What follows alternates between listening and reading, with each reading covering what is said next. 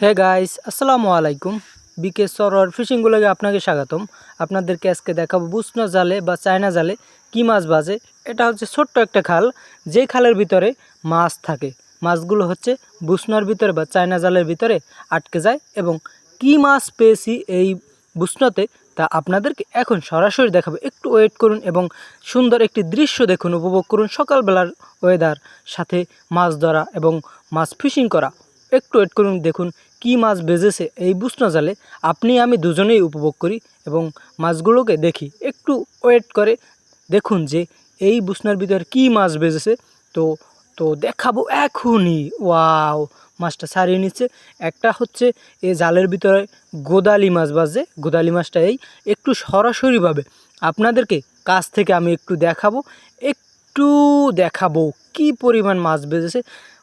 এটা হচ্ছে একেবারে সরাসরি বালতিটা উপরে উঠিয়ে তারপর দেখাবো মাছটা কত বড়। গোদালি মাছের হাঁটার জন্য এটার ঠ্যাং আছে, মানে পা আছে, পা দিয়ে হাঁটা চলা করে। এবং এটা হচ্ছে গিয়ে মাছটা কি পরিমাণ সৌন্দর্য। ওয়াও, এখন জাল উঠিয়ে নেবে, মাছ কম যার কারণে। আর এই ভিডিওটি ভালো লাগলে অবশ্যই লাইক, কমেন্ট, শেয়ার, সাবস্ক্রাইব করতে ভুলবেন না।